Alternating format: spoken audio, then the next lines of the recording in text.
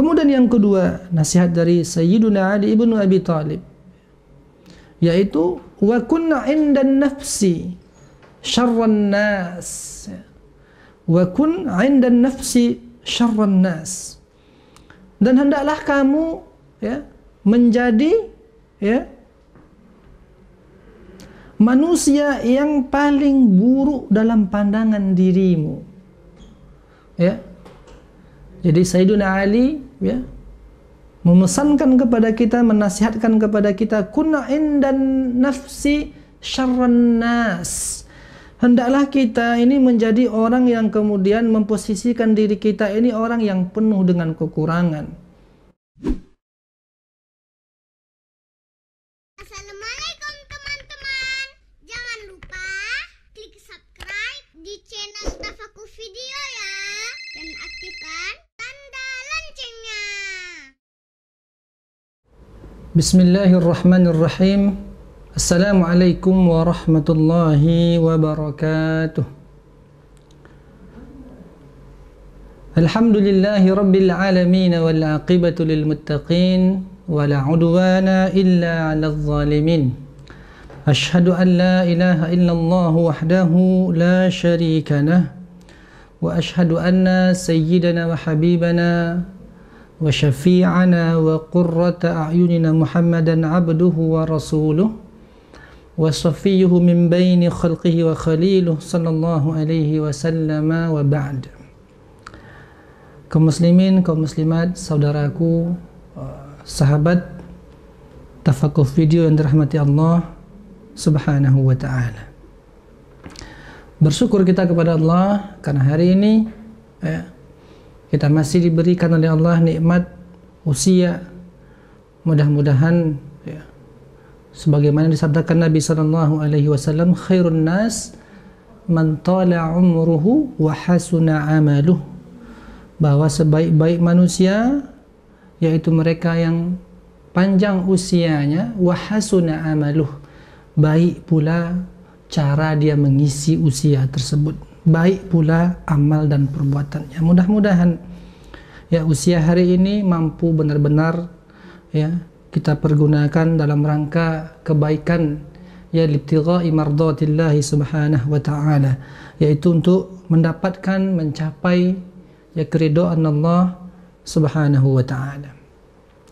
Kemudian salawat dan salam semoga hendaknya tetap tercurahkan pula kepada baginda Nabi besar Muhammad sallallahu alaihi wasallam, dengan mengucapkan Allahumma salli ala sayyidina Muhammad wa ala ali sayyidina Muhammad, dan bersalam pula kita kepada beliau dengan mengucapkan assalamu alayka ya Rasulullah, assalamu alayka ya Habiballah. Mudah-mudahan semua kita termasuk umat beliau yang setia dengan sunnah-sunnahnya, yang setia dengan peninggalan-peninggalannya, dan mudah-mudahan kelak kita dipertemukan bersama Rasulullah di dalam syurga Allah Jalla Jalaluh. Amin, Allahumma amin.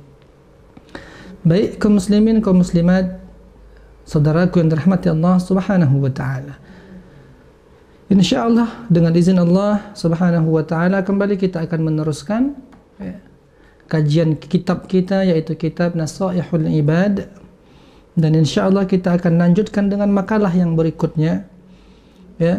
Yang ini kita akan mengangkat suatu hikmah yang disampaikan oleh khalifah yang keempat, yaitu Sayyiduna wa Maulana Ali ibnu Abi Talib radhiyallahu ta'ala anhu wa ardah, yaitu suatu mutiara hikmah yang disarikan, diangkat dari perkataan atau kalam sahabat Rasulullah, juga menantu dari baginda Rasulullah sallallahu alaihi wasallam, khalifah yang keempat, yaitu Sayyiduna wa Maulana Ali ibnu Abi Talib.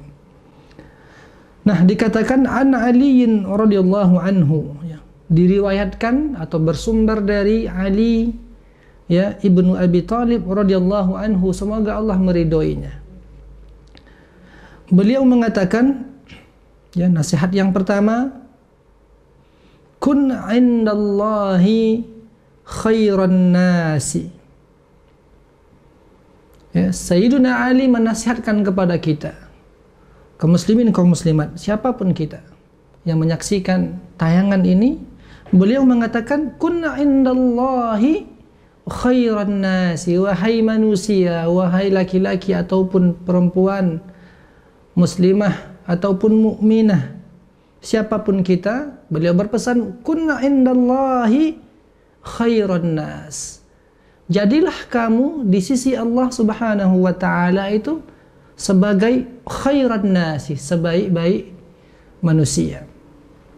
Dalam hidup ini kita selalu ditemani dengan orang-orang yang ada di sekitar kita, ada sahabat kita, ada saudara kita, ada keluarga kita, ada kemudian bawahan kita kalau dalam konteks pekerjaan, ada kemudian seorang yang menjadi atasan kita. Selalu kita dinasihatkan untuk menjadi partner, menjadi seseorang yang baik dimanapun kita berada. Tapi ada yang jauh lebih mulia dari itu, yang lebih tinggi makomnya, yaitu bagaimana kita mampu menjadi pribadi yang tidak hanya disenangi oleh manusia, katakanlah oleh saudara kita, katakanlah disenangi oleh guru dan murid kita, katakanlah sebagai contoh disenangi oleh atasan atau bawahan kita, tapi kunna indallahi khairan nas, bagaimana kita mampu menciptakan, menempa diri kita menjadi khairan nas, sebaik-baik manusia indallah, dalam pandangan, dalam sisi Allah Subhanahu wa ta'ala. Karena tak bisa dinafikan bahwa di akhir zaman ini kita mendapatkan atau mendapati orang-orang yang berupaya sekuat tenaga menjadi orang yang terbaik, menjadi orang yang baik, tapi hanya sebatas hubungan dengan manusia. Ingin menjadi seorang pekerja yang kemudian disenangi, dipuji oleh atasan. Ingin menjadi seorang guru yang kemudian disenangi oleh murid. Ingin menjadi seorang saudara yang disenangi oleh saudara-saudara kita. Tapi terkadang kita melupakan ada nilai-nilai luhur dalam bagaimana menjadi orang yang disenangi. Terkadang kita terjerumus dalam sesuatu hal yang keliru, yaitu kita akan melangkah di jalan manapun yang nanti akan mengantarkan kita menjadi orang yang disenangi oleh seseorang yang kita ingin mendapatkan penghormatan darinya. Tapi di saat yang bersamaan terkadang kita lupa bahwa kita terkadang dalam rangka mendapatkan pujian itu, kita melangkahi syariat dan ketentuan Allah Subhanahu wa ta'ala. Terkadang seorang ibu, seorang ayah ingin menjadi orang tua yang disenangi oleh anaknya. Anaknya suka bermain games, anaknya suka kemudian hangout, keluar, nongkrong ke tempat-tempat yang itu maksiat di dalamnya. Lalu orang tua kemudian ketika mendapati anaknya subuh belum lagi bangun, ketika ingin dibangunkan, lalu ada pula ternyata seorang ibu yang melarang. Pak, biarkan Pak, dia tidurnya lambat, beri dia sedikit waktu lagi untuk tidur. Ingin menjadi seorang ibu, seorang ayah yang disenangi oleh anak, tapi kemudian kita lupa bahwa kita ada kewajiban untuk memastikan dalam memperoleh kebahagiaan itu ada rambu-rambu, ada aturan yang kemudian harus kita taati. Nah, ini yang terjadi.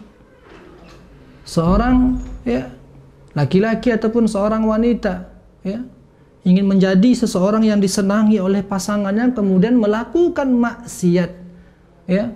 Seorang suami mungkin karena ingin menjadi seorang suami yang disenangi oleh istrinya, dibanggakan oleh istrinya, dipuji oleh istrinya. Sang istri ingin juga memiliki rumah yang mewah, ingin memiliki kendaraan, ingin ini dan itu. Maka seorang suami terkadang-kadang tak sabar. Tak sabar, akhirnya ia terjerumus dalam rangka membahagiakan sang istri, terjerumus dalam pinjaman ribawi. Padahal dia sebenarnya sedang menempah neraka bagi istrinya, bagi keluarganya. Begitu pula sebaliknya seorang istri untuk mendapatkan kesenangan pujian dari suami, terkadang dia melakukan sesuatu yang diharamkan dalam syariah. Maka kata Sayyiduna Ali ibn Abi Thalib, kun indallahi khairan nas.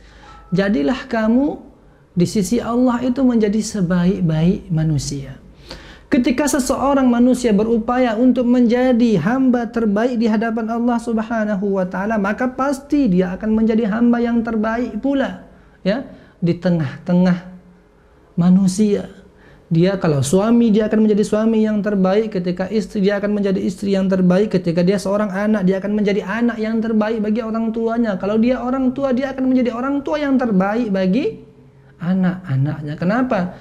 Karena dia telah mengambil sebuah level yang tinggi, yaitu bagaimana menjadi hamba Allah yang disenangi oleh Allah Subhanahu wa ta'ala.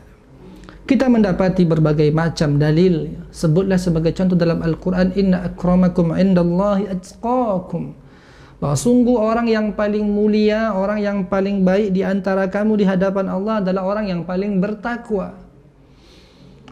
Maka takwa ini wajib dimiliki oleh setiap muslim dan muslimah, ya.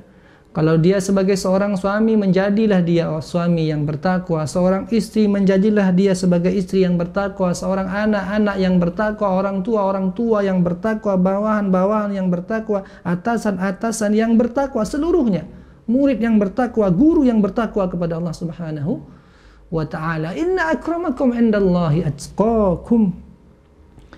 Karena memang letak kemuliaan seorang manusia itu yaitu ada pada nilai ketakwaan yang dia miliki kepada Allah Subhanahu wa ta'ala. Dalam konteks yang lain, baginda Rasulullah sallallahu alaihi wasallam juga menggambarkan dalam hadisnya, khairukum man ta'allama al-Qur'ana wa 'allamah, bahwa sebaik-baik kamu adalah orang yang kemudian belajar Al-Qur'an, belajar tentang kitabullah, belajar bagaimana cara membacanya, bagaimana cara melantunkannya, bagaimana kemudian cara mentadabburinya, bagaimana kemudian cara mengamalkan Al-Quran itu sendiri. Karena Al-Quran bukan sekedar untuk dibaca dan diperdengarkan tilawahnya, kemudian dihafal kata-kata dan kalimatnya, tapi lebih dari itu, dia menjadi petunjuk ketika nilai-nilai luhur yang ada dalam Al-Quran itu kemudian menyatu dalam kehidupan kita sehari-hari, yaitu bagaimana kita mampu mengamalkannya. Ya. Dalam hadis yang lain, baginda juga menggambarkan tentang sebaik-baik manusia, khiyarukum li ahli wa ana khiyarukum li ahli. Atau dalam riwayat yang lain, khairukum li nisa'i. Ya, sebaik-baik kamu adalah orang yang paling baik kepada keluarganya. Ya. Seorang suami yang paling baik adalah suami yang baik kepada istri dan kepada anak-anaknya. Ya, seorang istri yang baik adalah istri yang baik kepada suaminya dan baik kepada anak-anaknya. Dan kata Nabi, ana khairukum li ahli, dan aku adalah sebaik-baik orang di antara kamu terhadap istriku. Maka sahabat yang dirahmati Allah Subhanahu wa ta'ala, dalam poin yang pertama ini, Sayyiduna Ali menasihatkan kepada kita untuk menjadi orang yang baik di hadapan Allah Subhanahu wa ta'ala. Kalau kita ingin menjadi hakim, jadilah hakim yang baik. Ingin menjadi seorang entrepreneur, jadilah seorang entrepreneur yang baik. Ingin menjadi seorang engineer, seorang insinyur, jadi insinyur yang baik di hadapan Allah. Ya.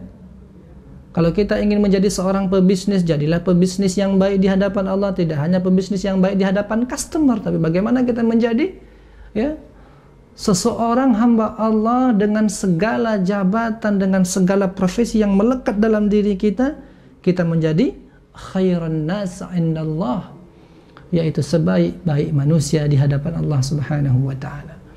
Karena kalau kita hanya membataskan diri menjadi sebaik manusia di hadapan manusia, maka kita telah terjerumus dalam sesuatu yang akan menyengsarakan kita.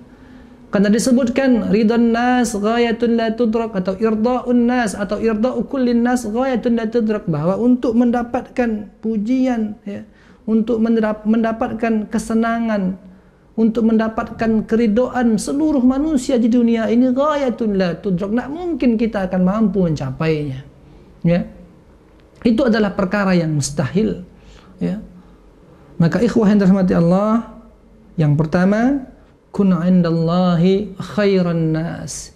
Pastikan kita ini menjadi, ya, hamba Allah yang terbaik di sisinya, yang dengan menjadi yang terbaik itu akan mengundang rahmat Allah, akan menghadirkan ridho Allah Subhanahu wa taala. Ketika ridho Allah telah kita dapatkan, ya, maka yang lain-lain itu akan mengikut kepada kita. Kemudian yang kedua, nasihat dari Sayyiduna Ali ibnu Abi Thalib, yaitu wa kunna 'indan nafsi syarran nas. Wa kun 'indan nafsi syarran nas. Dan hendaklah kamu, ya, menjadi, ya, manusia yang paling buruk dalam pandangan dirimu. Ya.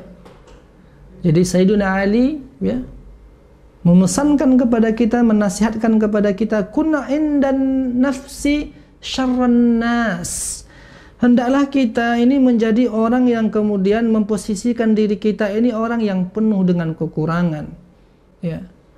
Bukan kemudian kita menepuk dada mengatakan, ya, ana khairukum, aku adalah orang yang terbaik di antara kamu, ya. Ana khairum minhu, bahwa aku lebih baik daripada si fulan, ya.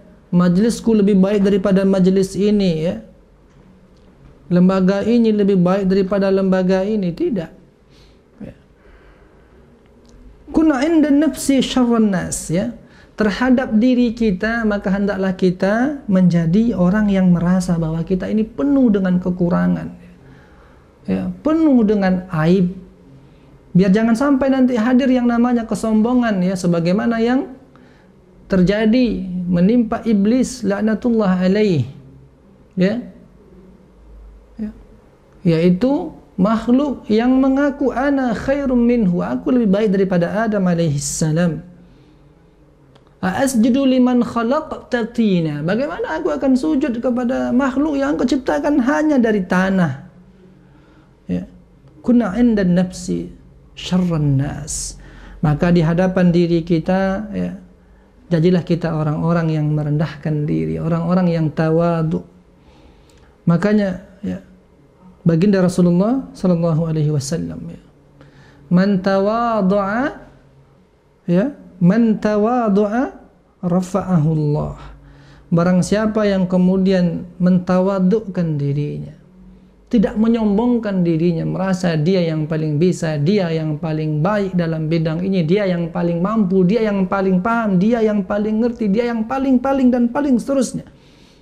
Ya, mentawadhu'a rafa'ahu Allah. Barang siapa yang kemudian mentawadhu'kan dirinya, menjadikan dia sebagai seorang yang low profile dengan segudang prestasinya, rafa'ahu Allah, Allah yang angkat dirinya.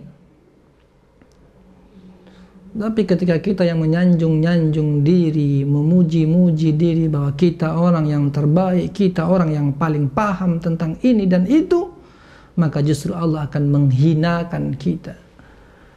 Maka saudaraku yang dirahmati Allah Subhanahu wa ta'ala, kemudian Allah juga menyebutkan dalam Al-Quran, ya, terkait tentang kunna 'indan nafsi syarran nas, yaitu bagaimana kita, ya, di hadapan an-nafs. An-nafs ini selain maknanya diri juga maksudnya adalah nafsu kita, ya. Di hadapan nafsu kita, maka hendaklah kita menjadi, nafsu di sini maksud nafsu yang buruk tentunya, yaitu kita menjadi orang yang memberikan perlawanan kepada nafsu, tidak menjadi budak bagi nafsu. Makanya Allah mengatakan afara'aita man ittakhadha ilahahu hawah. Maka para mufassirin ketika menafsirkan ayat ini diantaranya mengatakan ittakhadha dinahu ma yahwihi nafsuh, ya. Jadi makna man ittakhadha, ya, ilahahu hawah, yaitu ittakhadha dinahu ma yahwihi nafsuh, yaitu orang yang menjadikan agama ini, ya, dipilih-pilihnya, mana yang sesuai dengan keinginan hawa nafsunya. Kalau sesuai dengan nafsunya, maka dia akan ambil Al-Quran, dia akan ambil dalil ini, dia akan percaya kepada hadis. Sesuai untuk apa? Untuk memberikan legitimasi terhadap perbuatannya yang sesuai dengan kehendak hawa nafsunya. Kalau sesuatu itu bertentangan dengan hawa nafsunya, bertentangan dengan kepentingan dirinya, maka dia tak memakai ayat itu, tidak diambilnya hadis tersebut. Padahal Allah mengatakan udkhulu fis silmi kaffah. Ketika kita mengikrarkan diri sebagai seorang yang muslim, berserah diri, maka kaffah 100%, tidak memilih-milih, mengambil ayat ini, meninggalkan ayat ini, mengambil hadis ini, meninggalkan hadis yang lainnya. Kemudian dikatakan pula maknanya yaitu ittakhadha ma'budahu hawahu, ya. Jadi makna man ittakhadha ilahahu hawah ini yaitu ittakhadha ma'budahu hawah, yaitu menjadikan sesuatu yang ma'bud, sesuatu yang disembah, yang seharusnya Allah Jalla Jalaluh, tapi dia kemudian menjadikan sesuatu yang dia sembah itu adalah hawa nafsunya, ya. Maka kita mendengar istilah ada orang yang menuhankan rupiah, ada orang yang menuhankan harta, ada orang yang menuhankan kemudian jabatan, ada yang kemudian orang yang menuhankan hobinya. Apa maksud menuhankan hobinya, menuhankan jabatan? Artinya dia akan melakukan apapun yang bisa dia lakukan untuk mendapatkan hobinya, untuk mendapatkan jabatan itu, ya, untuk mendapatkan harta itu, tanpa lagi melihat ini halal am haram, halal ataupun haram. Cara ini terlarang atau dibenarkan dalam syariah, la yahumu hadza, menurut mata yang tak lagi menjadi penting. Nah, kemudian dia disebut sebagai orang yang menjadikan itu sebagai Tuhannya, hobinya itu sebagai Tuhannya, harta sebagai Tuhannya, wanita sebagai Tuhannya, pekerjaan sebagai Tuhannya. Dia akan meninggalkan apapun untuk mengentaskan, menyelesaikan pekerjaannya. Tak lagi dia mendengar seruan Allahu Akbar, Allahu Akbar, hayya 'alas shalah. Berlalu begitu saja, dia tetap dengan kesibukannya, dia tetap dengan kemudian aktivitas dan agendanya. Maka seolah-olah kalimat Allahu Akbar, pengakuan bahwa Allah yang maha besar, Allah yang maha mulia, itu hanyalah sebagai lafaz yang tidak pernah dia amalkan. Maka ittakhadha ma'budahu hawa, yaitu orang yang kemudian menjadikan, ya, ma'budahu, yang menjadikan Tuhannya itu hawa nafsunya.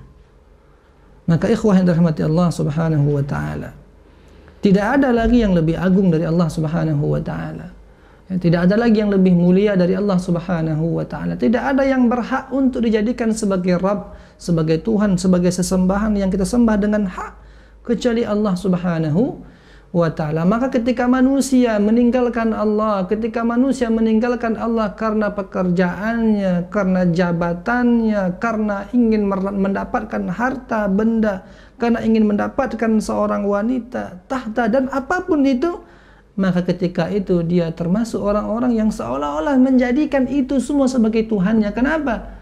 Ya, karena dia menjadikan itu yang tertinggi dalam hidupnya, sehingga dia tak lagi menghiraukan panggilan Allah, tak lagi menghiraukan bahwa kita harus berlaku jujur, kita harus amanah, kita harus adil, kita harus menjauhi perkara yang riba, perkara yang haram, tak lagi menjadi penting. Yang terpenting baginya, apapun caranya akan aku tempuh untuk mendapatkan jabatan sekian-sekian, mendapatkan posisi sekian-sekian, mendapatkan harta sekian-sekian. Maka dikatakan ittakhadha ma'budahu hawa, ya. Orang yang kemudian menjadikan hawa nafsunya itu sebagai Tuhan dalam hidup dan kehidupannya. Muslimin muslimat yang dirahmati Allah Subhanahu wa taala. Kemudian yang berikutnya, wa kun 'indan nasi rajulan minan nas. Nasihat Sayyidina Ali yang ketiga, wa kun 'indan nasi rajulan minan nas. Jadilah kamu, ya, ketika kita berada dalam sekelompok manusia, wa kun 'indan nas, ketika kita berada di tengah-tengah manusia, sahabat kita, ya, orang-orang lain, wa kun 'indan nasi rajulan minan nas, jadilah kamu, ya, salah satu dari mereka. Artinya apa? Ya, jangan menjadi orang yang terlampau ingin menonjol, ingin menjadi seorang yang dikenal, ingin menjadi seorang yang kemudian viral, ingin dikatakan dia yang terbaik dalam ini, dia yang paling hebat dalam ini, dialah yang penguasa, dialah jabatan yang paling tinggi. Tidak. Wa kun 'indan nasi rajulan minan nas. Maka saudara yang dirahmati Allah Subhanahu wa taala, kalau kita membaca sirah Nabawi, kita membaca sirah Khulafaur Rasyidin Al-Mahdiyyin, sebagai contoh disebutkan dalam sejarah bahwa satu ketika Umar ibn al-Khattab radhiyallahu taala anhu wa ardah, ya, khalifah yang kedua. Satu ketika Umar ibn al-Khattab hendak pergi ke Syam, ke negeri Syam. Lalu dia membawa bersamanya seorang budaknya, lalu mereka pun berdua pergi ke Syam dengan mengendarai seekor unta. Ketika itu posisinya Umar ibn al-Khattab adalah sebagai khalifah, sebagai amirul mu'minin, ya, pemimpinnya orang-orang yang beriman, sebagai seorang khalifah. Tapi lihat bagaimana, ya, seorang Umar ibn al-Khattab sebagai pemimpin, sebagai orang yang tertinggi selepas meninggalnya Abu Bakar As-Siddiq. Ketika Umar ibn al-Khattab hendak berjalan menuju negeri Syam, ini apa yang beliau lakukan? Ya. Karena untanya hanya seekor, kemudian Umar ibn al-Khattab berganti-gantian dengan budaknya. Ya, ada momen di mana ketika itu Umar ibn al-Khattab di atas untanya, budaknya yang kemudian mengiring unta itu, memegang talinya membawa Umar, ya, memimpin unta tersebut. Lalu kemudian setelah beberapa waktu Umar ibn al-Khattab pun turun dan mempersilahkan budaknya naik ke atas unta tersebut, dan Umar pula yang kemudian gantian memegang tali unta itu, membawa unta itu, memimpin unta itu dalam perjalanan menuju Syam tersebut. Begitu seterusnya, ganti-gantian. Kemudian ada saatnya Umar yang di atas unta, ada saatnya budaknya yang atas unta. Sampai satu ketika sudah semakin dekat dan sampai ke negeri Syam, Umar ibn al-Khattab melihat di sana ada kolam air. Lalu kemudian Umar ibn al-Khattab pun, ya, secara perlahan mendekati kolam air tersebut, ya, barang untuk menghilangkan hausnya, mengambil air yang ada di kolam tersebut. Lalu kemudian ketika itu yang berada di atas unta itu adalah budak Umar ibn al-Khattab radhiyallahu taala anhu.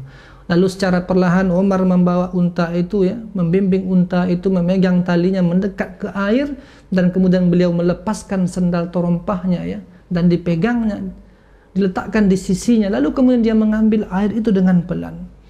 Ketika itu kemudian Abu Ubaidah ibn al-Jarrah, ya, Ubaidah ibn al-Jarrah, sahabat Rasul yang mulia, ya, yang bahkan termasuk dalam satu di antara sahabat Rasulullah 10 yang dijanjikan masuk ke dalam syurga. Dari kemudian, ya, Abu Ubaidah ibn al-Jarrah melihat Umar ibn al-Khattab membimbing, ya, seekor unta, di atasnya ada budak. Padahal Abu Ubaidah itu hanyalah seorang amir yang ada di Syam, ya, yang mana Umar lebih tinggi posisinya daripada Abu Ubaidah ibn al-Jarrah tersebut.